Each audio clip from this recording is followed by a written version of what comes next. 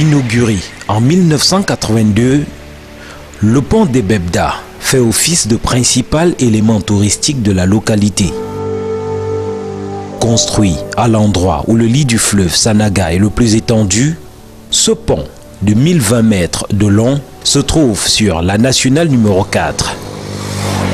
Ce pont et son cours d'eau, la Sanaga, ont été 3 jours durant la cible de tous les regards au cœur de l'affaire Monseigneur Jean-Marie Benoît Bala, l'évêque de Bafia. L'un de mes agents m'a appelé, m'informant de ce que le véhicule de l'évêque de Bafia est immobilisé sur le pont de Bebda. Alors, je me suis transporté immédiatement sur les lieux à l'effet de constater cet état de choses. Et y étant, j'ai effectivement constaté la présence d'un véhicule de marque Toyota Prado de couleur blanche. Et à l'intérieur, les pièces personnelles de l'évêque de Bafia, sa carte nationale d'identité, son permis de conduire, le dossier du véhicule, un mouchoir blanc à côté et, n'est-ce pas, un papier en tête. Sur ce papier-là, une seule phrase. Je suis dans l'eau. Je suis dans l'eau. Reste à savoir d'où vient ce message. Qui l'a écrit? Est-ce que c'est lui? Est-ce que ce n'est pas lui? Ça reste à...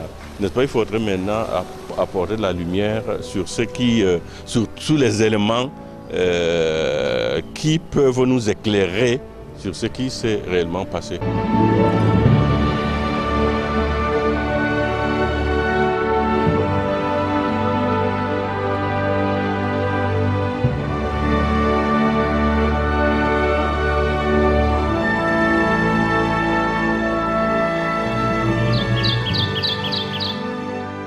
Mercredi 31 mai 2017, l'affaire embrase les médias et les réseaux sociaux. Les interrogations fusent de toutes parts. Les uns et les autres se rappellent alors de leur dernière rencontre avec le prélat. Nous nous sommes rencontrés la semaine passée lors de l'enterrement d'un de nos confrères, le recteur du petit séminaire, l'abbé Armel Collins Ndjama, qui a été enterré il y a 8 jours exactement. C'est vrai quand même que c'est un décès qui nous a tous bouleversés au niveau du diocèse. Et lui-même est apparu abattu et fatigué. Ça, moi, c'est ce que j'ai perçu dans la personne de Monseigneur. Mais d'habitude, c'est comme ça qu'il apparaît. Mais cette fois-là, j'ai quand même remarqué qu'il était très abattu. Lors de notre dernière rencontre, en avril dernier, tout était normal. Et même les évêques de la conférence ecclésiastique de Yaoundé se préparaient même à aller se rencontrer, à faire organiser leur rencontre chez lui. Mais on ne sentait rien d'anormal dans son attitude. L'alerte donnée, les recherches lancées s'avèrent infructueuses en ce premier jour. Jeudi 1er juin 2017, les recherches s'intensifient dans le fleuve Sanaga.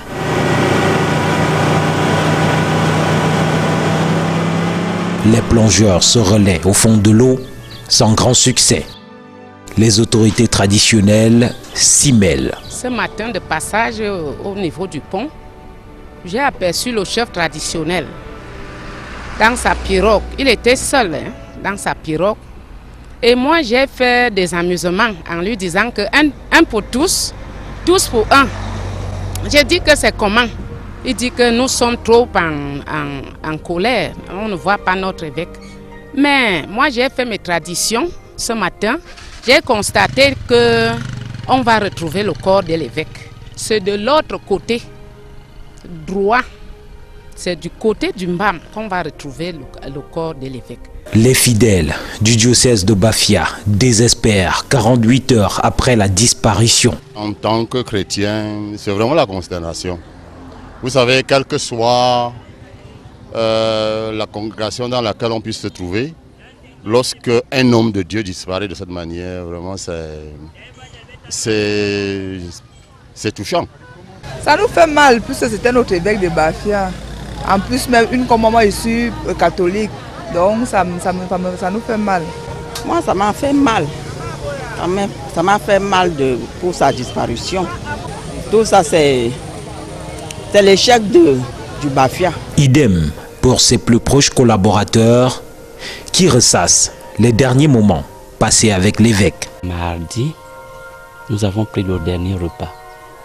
Mardi, à 14h30, on s'est séparés.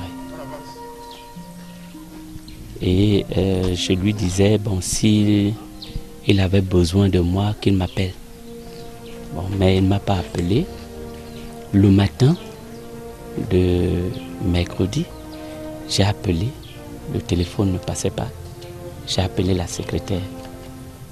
C'est comme ça que je suis venu, parce qu'il m'a laissé une note. Je suis donc venu, j'ai pris la note et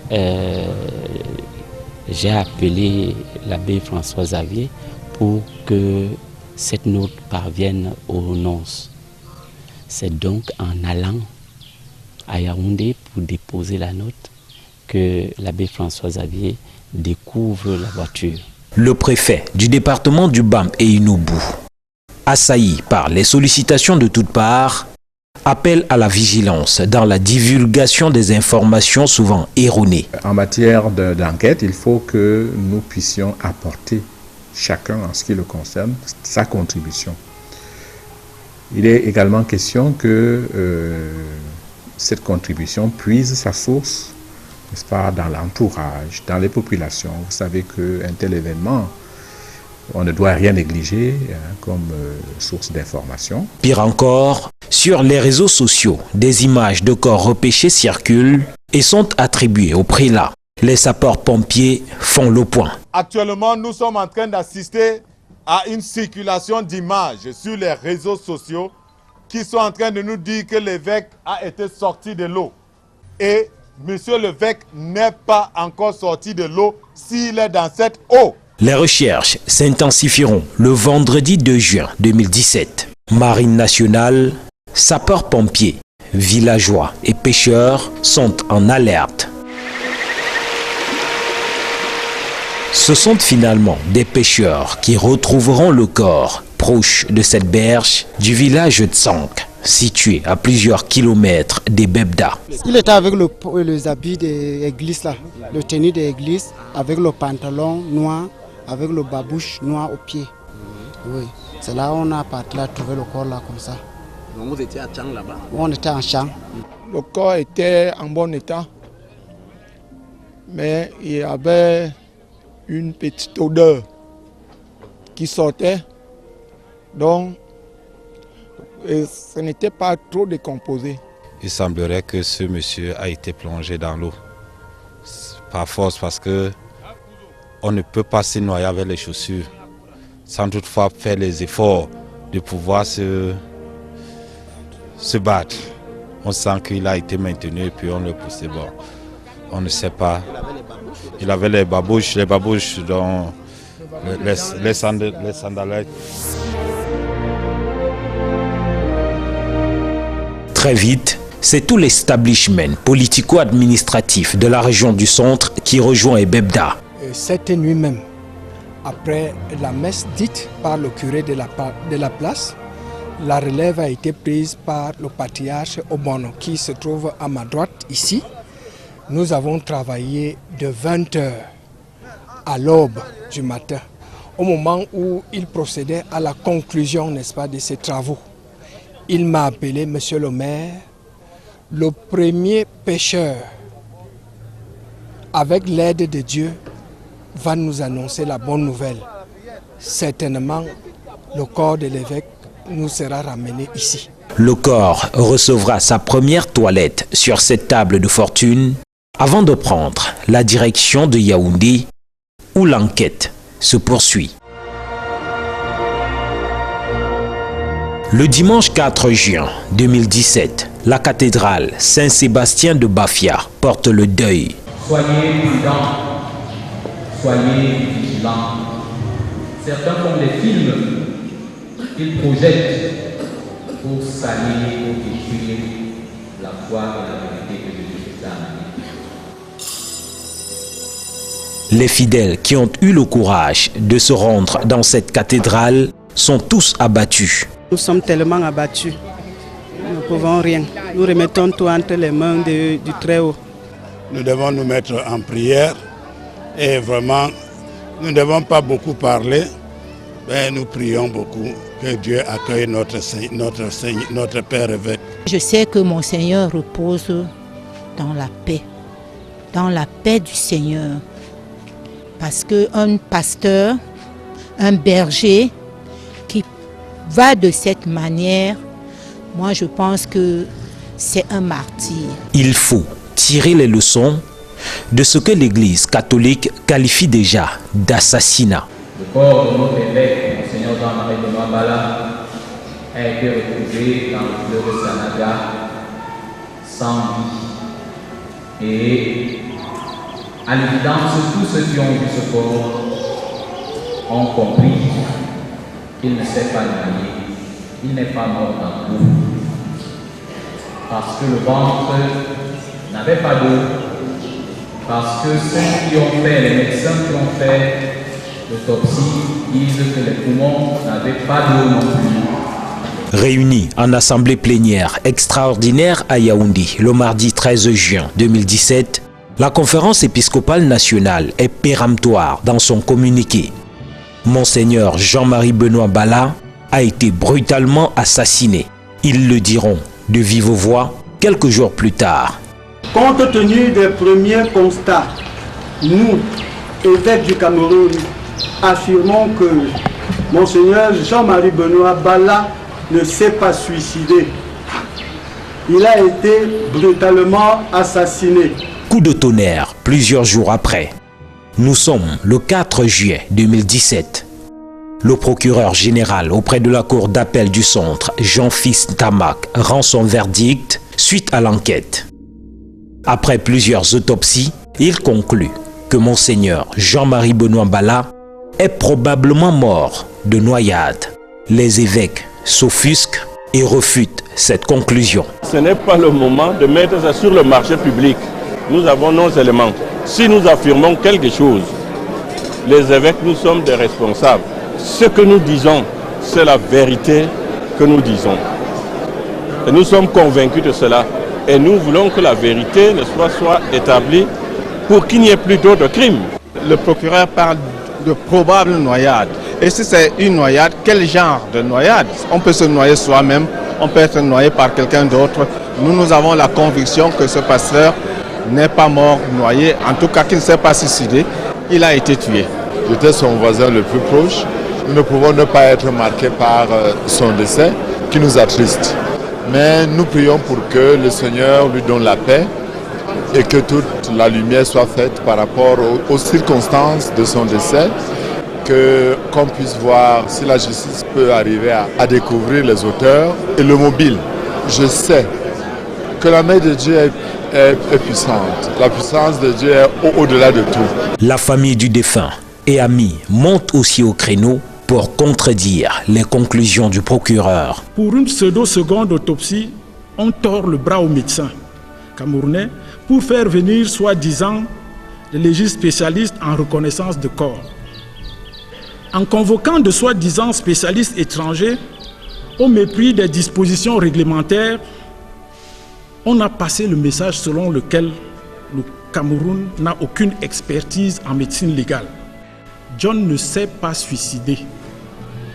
John ne pouvait pas se suicider par le mode opératoire évoqué. C'est avec moi qu'il a fait sa première traversée du Nion à la nage. Un excellent nageur ne peut choisir de se jeter dans un fleuve s'il veut se suicider. Les spéculations vont dans tous les sens. Il se dit que les évêques mécontents des conclusions d'enquête refusent de récupérer le corps de Jean-Marie Benoît Bala. Il est alors agité dans le sérail la rumeur d'une pression du Vatican qui voudrait mettre un terme à cette affaire. Elle est fausse. Elle est fausse. L'administrateur s'organise en lien avec le communiqué que nous avons adressé. Il était question que le corps nous soit formellement remis et que nous le prendrons après identification La première phase est faite. Nous avons été formellement contactés avec le document qui va avec. Nous l'avons à notre disposition en ce moment. Il est question maintenant que nous allions identifier le corps. Et une fois que ce sera fait, nous passerons, n'est-ce pas, à la prochaine étape. Mais pas parce que le Vatican l'a demandé. Le Vatican ne l'a pas demandé, c'est la vérité et il faut le dire. Les évêques confirment aussi n'être pas encore entrés en possession du corps du prélat. Nous l'avons dit, n'est-ce pas, dans le communiqué, que le corps, une fois qu'il nous sera remis, et lorsque nous l'aurons identifié, nous le prendrons en charge. En attendant, pour le moment, il n'est pas encore à notre disposition, mais les choses sont en train d'aller dans ce sens-là. Mais un jour, nous le ferons. Quand toutes les conditions seront réunies, nous le ferons. Oui, nous sommes en train de réfléchir. Nous y réfléchissons et nous allons prendre tout ce qui est nécessaire pour pouvoir récupérer le corps, étant donné que nous l'avons déjà dit dans notre mot que voilà, nous allons récupérer le corps après l'avoir identifié. Donc nous sommes dans cette voie. Le 17 juillet 2017 est le jour J pour la retrocession du corps aux évêques. La morgue de l'hôpital général de Yaoundé est le théâtre des tractations énormes. Certaines anomalies poussent quelques évêques à se retracter. L'huissier de la conférence épiscopale nationale du Cameroun est chassé. Le parquet général a estimé que ma présence n'était pas importante ou n'était pas d'importance. Motif plus de ce qu'il restait un travail technique et dont la compétence relevait des officiers de police judiciaire. Je n'ai pas pu avoir accès au corps selon la vérité et les intentions du clergé. Finalement, les évêques récupéreront le corps afin de préparer les obsèques. Les évêques se retirent et s'ils ont quelque chose à communiquer à la presse, ils vous le diront au moment venu. La famille aussi, malgré le climat de tension et de suspicion. Je suis venu identifier le corps de mon oncle, je l'ai identifié, c'est lui. Après la mort, dans des circonstances mystérieuses et les tractations trop nombreuses sur le corps, Monseigneur Jean-Marie Benoît Mbala peut amorcer son dernier voyage, emportant avec lui plusieurs secrets sur les raisons et les péripéties de son décès que pourrait peut-être un jour révéler un éventuel procès si les évêques venaient à pousser le bouchon plus loin.